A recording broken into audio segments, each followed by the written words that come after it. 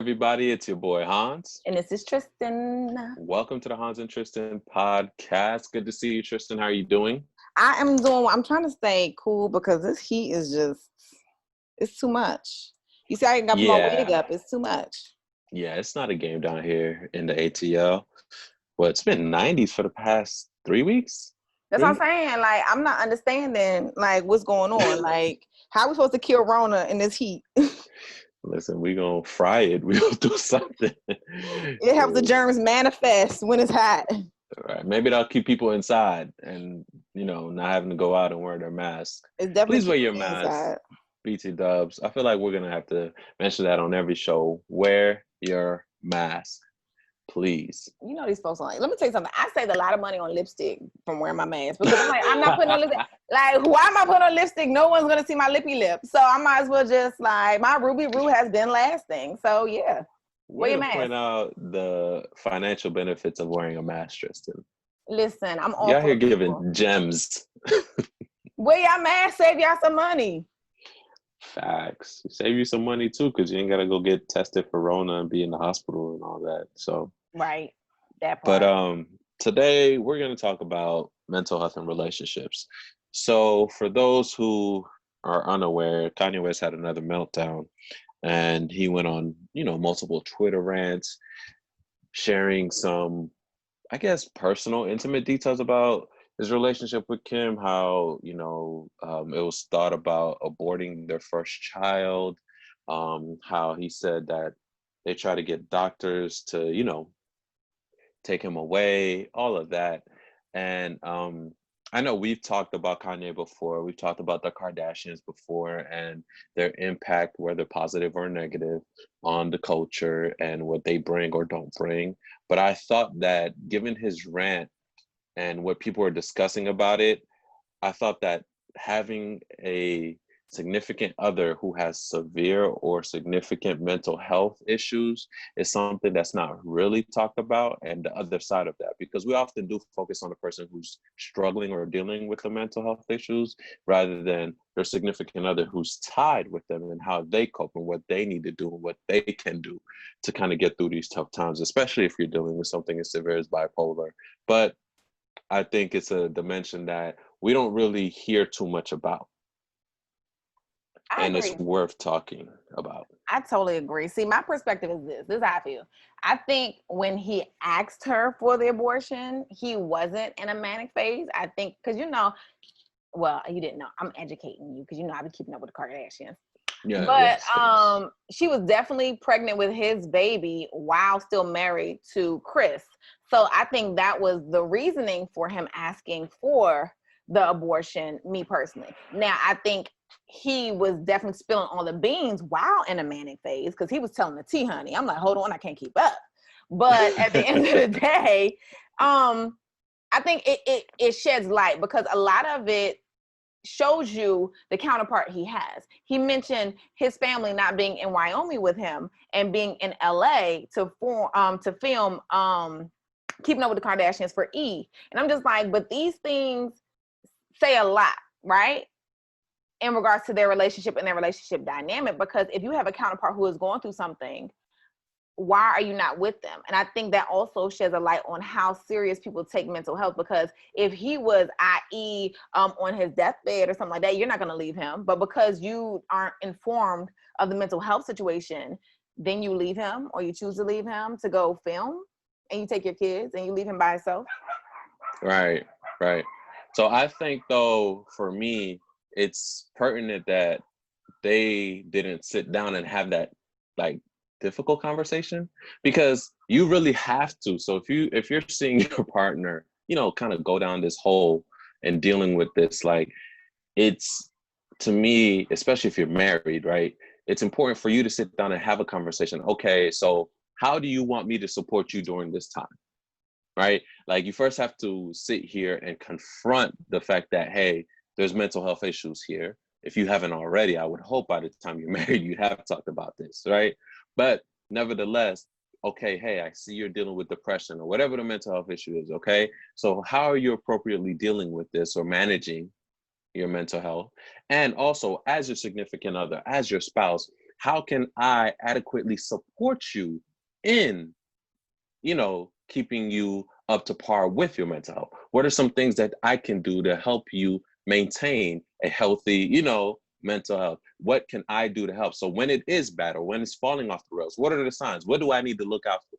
And if these things happen, what's the best way to support you?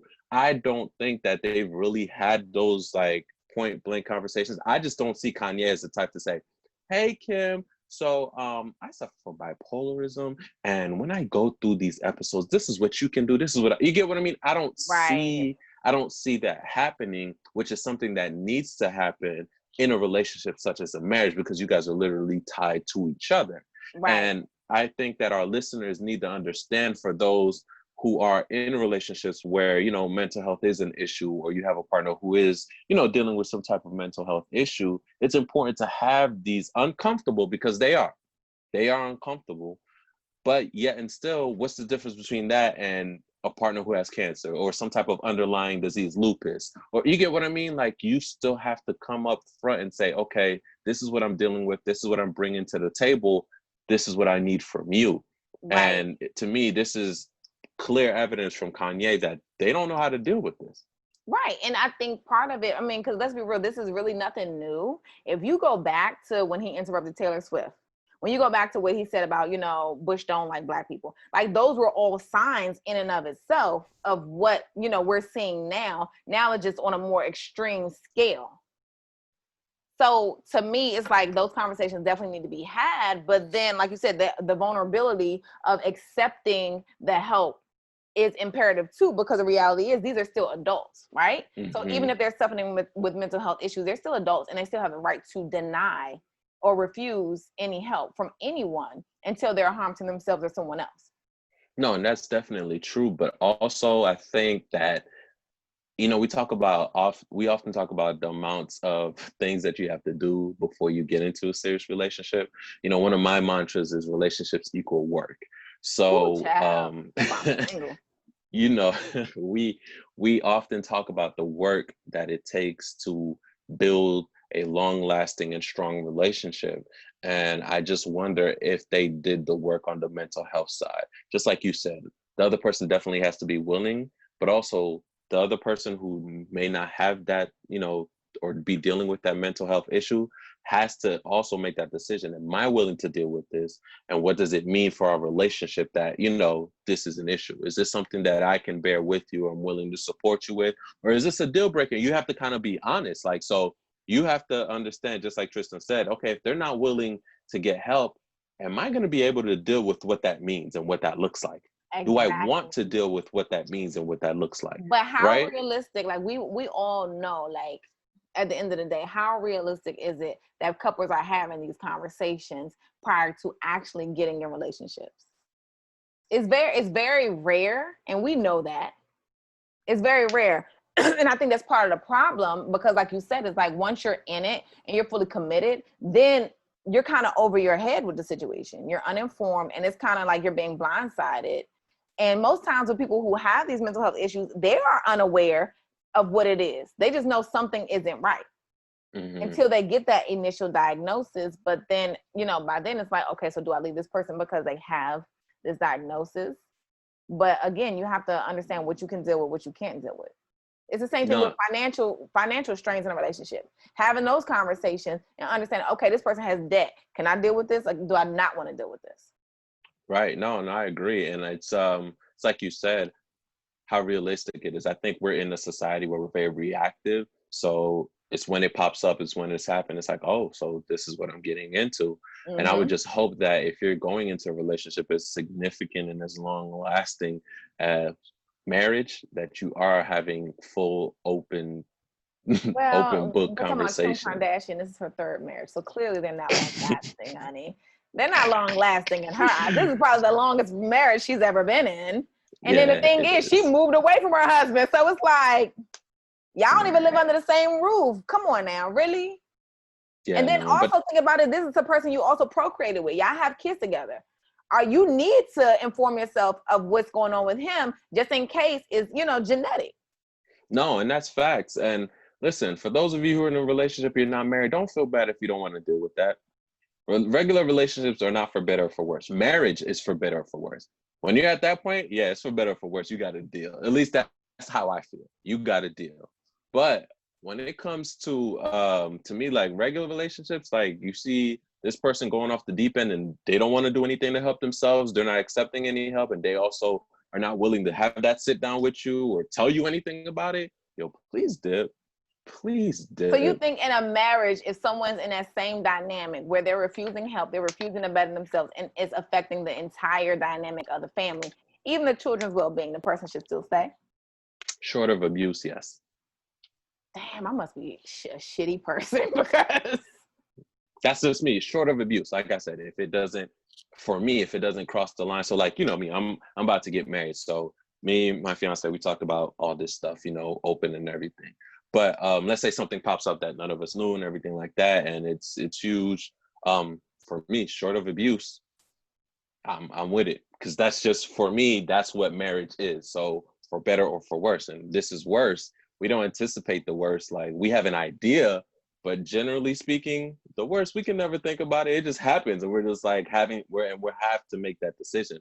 But anything short of abuse, putting anybody in danger, I'm gonna deal with it. Like I'm such a let's shitty figure it out. person. Because let me tell you something. As soon as you start affecting my child's health and well-being, I gotta go. Like, I'm sorry. Like, I have to go, because at the end of the day, like, you have the ability to get help and you're choosing not to, right? And whether that choice is because you're not fully equipped, you're not ready, you're not aware, whatever the case may be, or this is just part of your mental health. But I still have to think, and this is just me as a parent, I have to put my children's health and well-being prior to my mate. And that's probably why I don't need to fucking get married. No, I'm just and like, people, and that's honestly a big discussion oftentimes in different households because of, I guess, the hierarchy of things, right? So oftentimes people have differences in hierarchy and they fail to kind of discuss that before they enter into a permanent relationship. But some people they put things differently. So I know, was it last year? I think it was last year. Aisha Curry. She was on some type of show and they were talking about it, and she made the reference, and she was basically saying, no, my relationship with my husband comes before the kids. Like that's how the hierarchy works for her. And people were, you know, bashing her and people were going back and forth. And I was like, well, y'all can't decide what works for them. Like that's right, on them. You get what I mean? But you bring up a good point though. But your dynamic is different than mine. So I don't have a kid. right, You get what I mean? So there's certain things that I don't have to worry about that you definitely have to take into consideration and you have to worry about, because at the end of the day, you right, are responsible for Genesis's health. But for me, it's not something I think about because I don't have a child. So I don't have to consider right. that. I just And have to I consider think what's good for what she me. was saying is accurate. Like when you have two, you know, parents or two people in a marriage, your marriage should, you know, come before the child, because at the end of the day, the health of that marriage is also trickling down in that child, where that child is going to Right. benefit from that healthy relationship. I'm That's talking about exactly when what she said. right, Hmm. I'm talking about when it's an unhealthy relationship where whether me or myself is harming myself and indirectly harming the child. You know what I'm saying? Yeah. No, So I say, get for that. example, if I had a counterpart who was an alcoholic, no, he's not physically harming my child. But if you're getting DUIs and all this other stuff and you can't keep a job and blah, blah, blah, and you're making these decisions that are harming yourself and it's affecting the household and the greater good, yeah, I Hmm. mean, shit, I gotta go. Well, you could still be separated and still be married. That doesn't mean you're giving up on the marriage. You could still, I've seen it multiple times. We have clients, they say, hey, we're going to move out till you get this together. You know, and we're going to support you. We're going to give you time, but we can't put our family and kids. It's usually involving kids, just like your situation. We can't allow you to continue to put our kids in jeopardy. Until you get this together, we're not going to live in the same, you know, and everything like that. So I've seen it. I've seen it happen. It's 50-50 for me when it gets to that point. Sometimes they get back together. Sometimes it just ends to, you know, divorce. So you really kind of have to take it case by case situation. But I just can speak, you know, just for me and just knowing me and how I bang. Like I said, anything short of abuse, we're going to have to figure it out. But that doesn't mean like we're going to be in the always have to be in the same household. Does that make sense? So when it comes to Yeah. cases like that, alcoholism or any other issues where you need to be um, take into a facility, or, you know, you need that time to get yourself together, do that. But, you know, everybody's not like that. Some people stay and they're not understanding that oftentimes that can bring more harm, right? You know, you sometimes you need to give that space to get it together. It doesn't mean you're giving up on a relationship. You're just giving time to let them figure it out. And it Yeah. happens. It's like, think about it. How many times have we seen kids that have to be committed? And parents have that guilt, right? They have that guilt because they feel like they're tearing them from the family, that they've given up on the kids. You know, all the guilt and things that we have Yeah. to work with our clients on, and it's really not that. Yes, they feel that, but you're really doing what's best for the child and your family Yeah. in the same breath. You know, it's just like they need so much help that you unfortunately don't have the resources to give that child. So you have to go to someone else. You have to outsource that so Yeah. that child can get. Doesn't mean they're no longer a part of the family. It just means that they have to get help outside this family system. You know, Yeah, and I think that's just what. for that scenario, I think again as a parent, the scariest part is you're sending your child to a location that you have no idea what it looks like, what it consists of. Because a lot of parents, when their Mhm. kids get committed, they don't understand. They've never set foot in these institutions. They never set foot in these, you know, circles. So they're learning as they. So you really have to send your child to this unknown place, and that shit is fucking scary. Mhm. So yeah, I don't know, but that's just my piece. That's probably why I'm single, because like I said, it is a lot of work. It's a lot of work. You be like, look, I got a whole full-time job. Do you want me to come home and work with your ass too? Like it's just too much. It's No, too much. listen, it is. And then, like you said, you have a child, so that adds a whole nother issue because I often wonder how that dynamic works when you have another child and you're going into a relationship with somebody who doesn't have a child. Like, Mm, how does that work? You know, like, how do you decide, you know, what goes where? How does the hierarchy look? Because technically that child was there before this relationship was created, right? absolutely.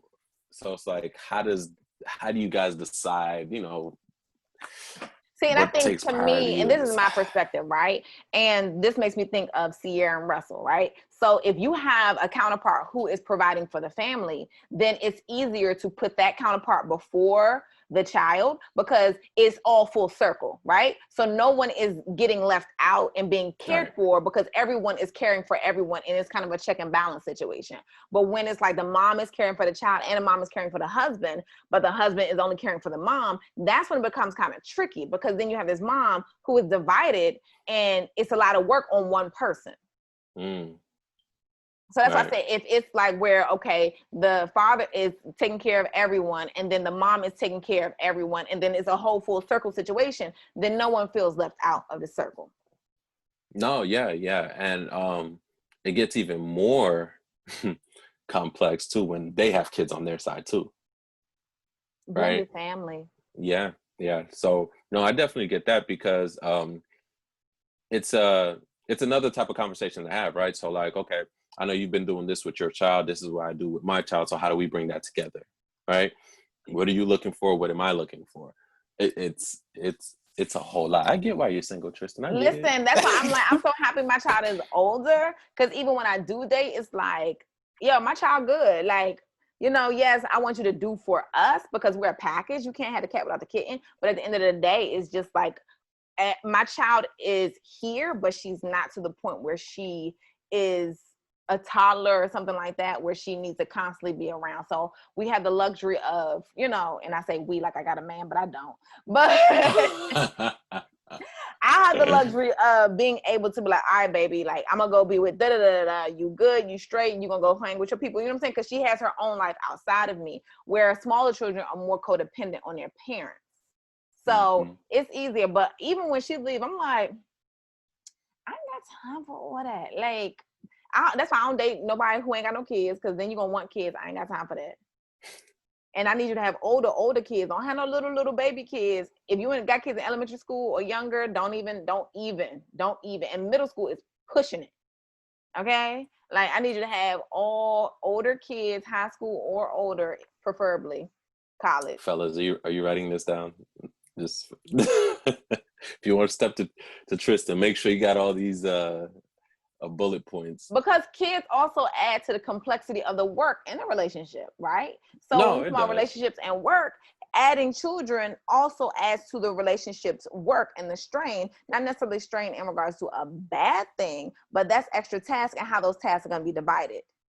No, it's true, and we can even talk about it in the bad sense because you have to explain or process that situation, whatever you're going through, not only for yourself but for the child as well. So let's talk about Kim, right? So, for example, what we were talking about, I know her kids are young, but in the future, she's gonna have to explain this, or even now, like, why is Daddy gone? Like, what's going on? Like, these are conversations you're going to have with your kids. So it's like you said, it trickles down. So if the top's not healthy, then you're basically sending unhealthy signals, signs, whatever behaviors to your children. So Absolutely. it is important to have these conversations. And even when you're a parent of a child who has severe mental health issues, right? You as a parent or as a couple have to decide, okay, what are we going to do here and how are we going to handle it? Especially, in the Black community where we are so bad at getting help for these, not only because there's a lack of resource,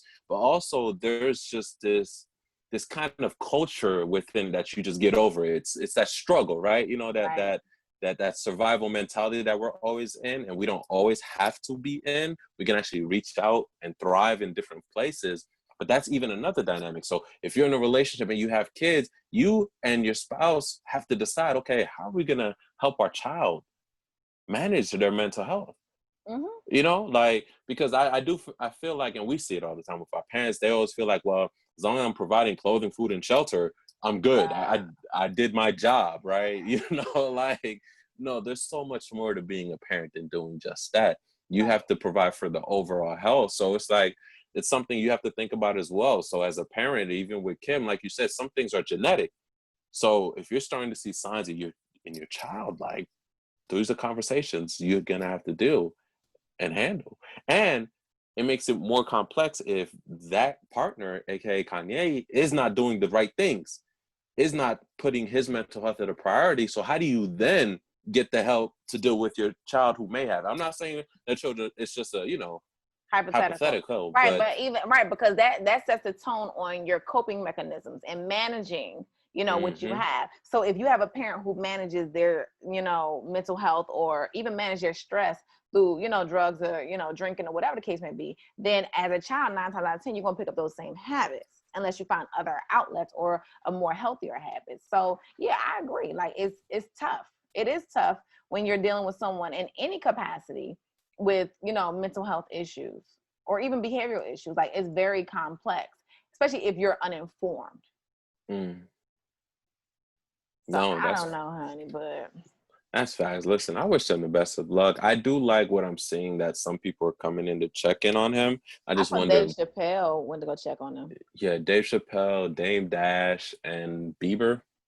I just wonder what's happening with these check-ins. Now, I know Dave Chappelle has actually like a real relationship with him, and Dave Chappelle himself has had his share of breakdowns and everything. So I feel like that check-in is like a legit, like, behind the scenes. I can sit down, hey, bro, are you taking care of yourself? Like, what are you doing? Like, the Right, the Bieber right. one, I'm not sure, but Sir, why are you here? Like, why are you here, little boy? I don't know. He's had a couple breakdowns of him. I Right. don't. He got out of rehab and got married. Right, right. So I don't know, but I am glad to see that some people are actually like going in to be like, you good, bro? Like, you good? And one thing I did want to mention, like, Dave Chappelle said it, with fame brings certain things, and we don't understand the amount of pressure that comes with that level of celebrity oftentimes. But understand that it is a balance, and I think Kanye has shown that he doesn't have that balance, Mm-hmm. because with that pressure, it also exposes your weaknesses and areas that you need to improve on, and this Right. is clearly an area that Kanye needs to improve on. Right. And it um also doesn't help when you're married into a family that makes their living off of exposing their personal, mhm. you know what I'm saying? Like, so it's not like with Kanye, he has his craft and then he can go and have his personal life. But now you're in a situation with the Kardashians where their personal life is literally aired every week You know what I'm saying? So it becomes more complex to even have a safe haven. How do you feel about, I saw the report, I think it was earlier this week, of basically her saying that she doesn't want anybody to film what's going on right now. It's not going to make the show because, you know, she's top producer on the show. So she has that say. So how do you feel about that? Like her not wanting to air that side of what's going on right now on the show?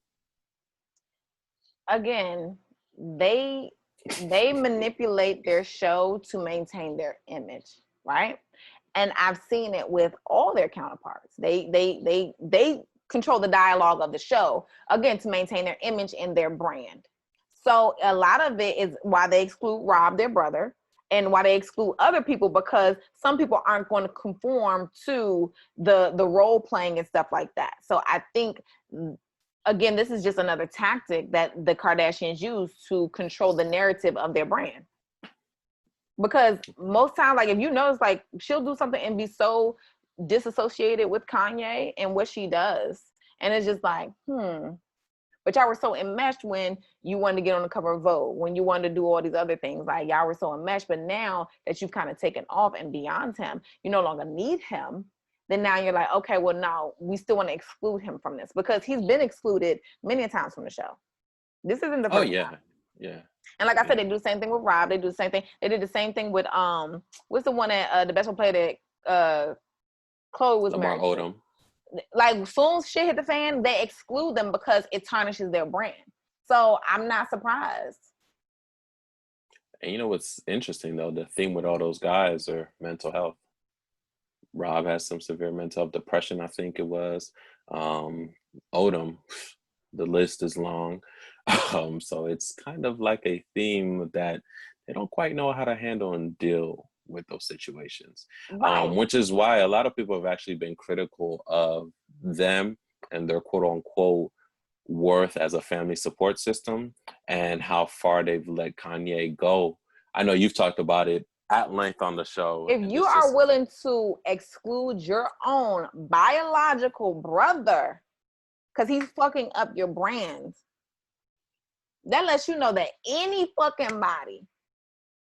And the thing is, you're talking about Chris, their mom. Like, she is probably the best businesswoman I've ever met. But because she can't exploit Rob, he has no value to her. So I'm just like, that's just what they do. I'm not surprised. I don't understand why people still line up to even fuck with them.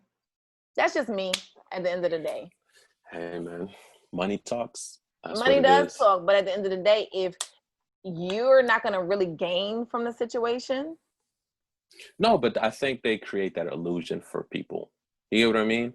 For people who are not really aware and don't see what's going on, like kind of like what we do and piece it together, they give an allure, you know, some kind of, they sell you a dream. They really do sell you a dream of fame and fortune. And a lot of people don't have the fortitude to turn that down.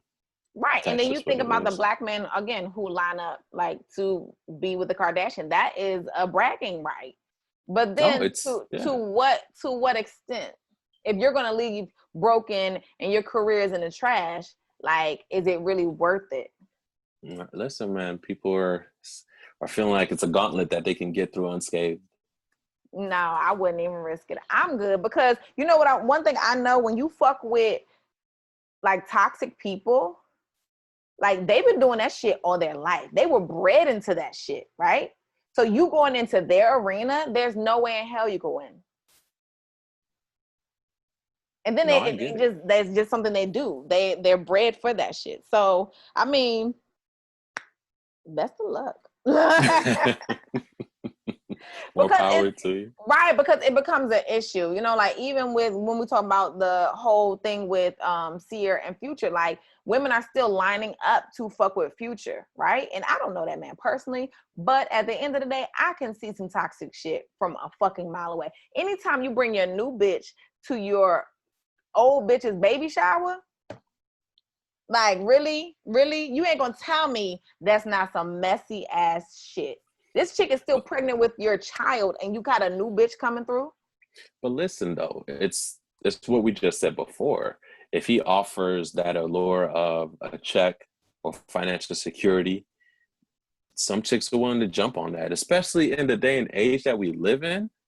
You know that. How many chicks are lining up trying to get quote unquote saved by having a baby, or trap a dude by having a baby so they could get put on and take them straight to court and get that money? Like, Listen, I that's get it. I'm not hating on nobody's come up, but have a baby with a nigga who got the financial means at the end of the day. Because this is not like Floyd Mayweather or somebody. Like, he got the money to produce mass produce children. I just personally don't feel like Future has that kind of coin. Future got money. He don't got Floyd money, but he got money. How much money you think he's producing per month in child support for one child? Let's be real. But also, no, you got to check your privilege, Tristan. You got to bring it down, though. If you're a chick who's out here barely making a G a month and this dude could offer you 100 G's in child support, you're jumping on that. But that's 100 G's over 18 years. Do the math. They ain't go to school, Tristan. So what I'm saying is they're getting that. And no, he's banking more than that. He's banking more than that. So what I'm saying is they're looking at what they have right now compared to what he can potentially offer. And they're willing to risk it. My thing is, that's a lot to risk. Having a baby, to me, that's not an easy thing. You're putting your life at risk. Yeah, I know you're young girls, but you're still putting your life at risk. And then he's not taking care of that child. You're taking care of that child. Think about it like this. 100 G's for one baby over 18 years. That's $5,000 a year. A year. No. I'm talking about 100 G's like a month. He ain't giving out no 100 G's a month to no motherfucking baby. I'm sorry, it's not happening. He ain't got that. He's not doing it like that. There's no way in hell. Because imagine all them kids like, I don't